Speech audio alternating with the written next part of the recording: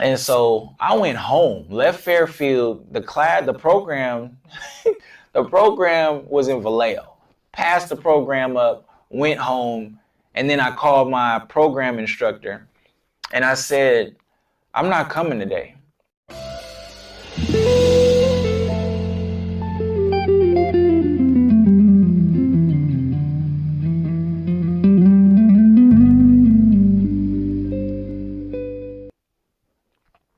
And he's just like, why not? He said, how did the test go?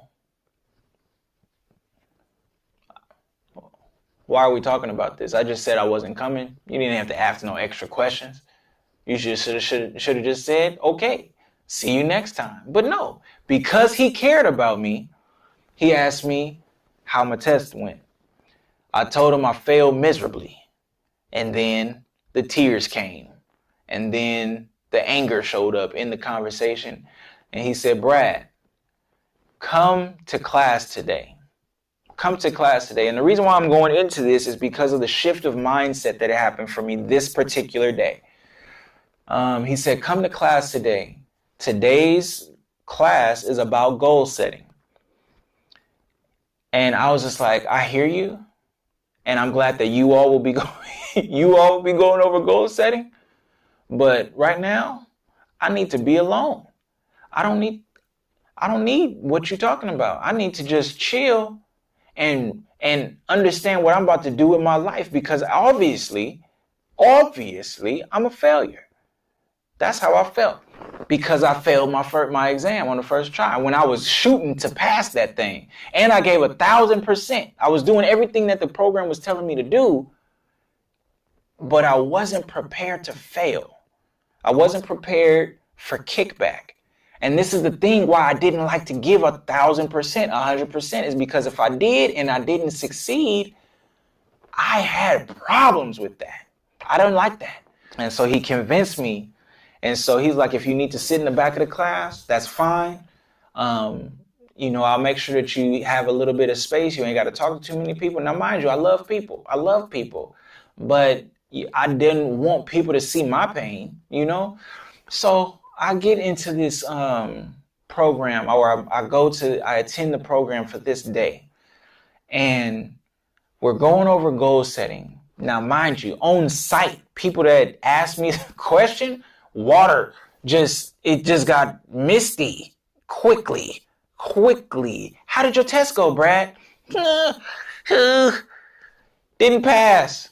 So I wasn't weeping, but it felt like I wanted to. Like the tears welled, and then I would just turn around or walk off or something like that. But I was crushed. I was crushed. I just never forget that pain. That was an internal pain. You can't run from internal pain. It just goes anywhere. You go to McDonald's, the pain's still right there.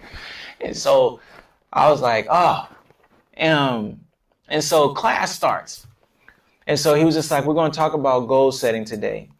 And one of the biggest things that you can do when it comes to goal setting is to understand why you have the goal.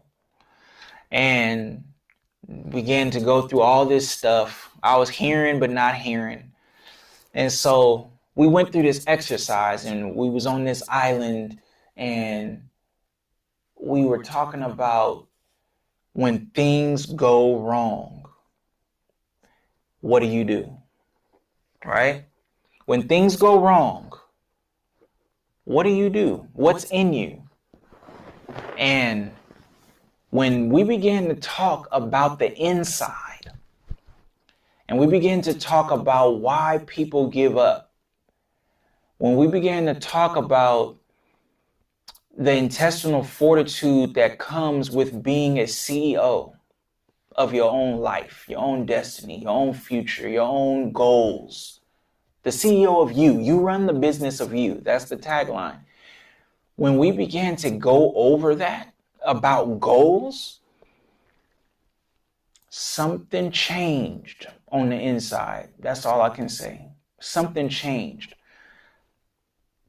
By the end of that class, I was so inspired to not give up on my goal and to make sure that no matter how long, not how long, like 10, 15 years, but just I was going to reach this goal. It clicked. It turned over. I had left the weeping mindset of failure to a mindset purely of success. Like, it was just success. There was no other option but success at this point. I'm going past my test one way or the other.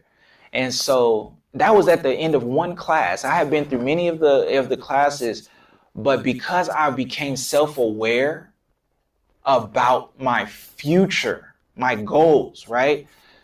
It shifted, and it was on from that class on.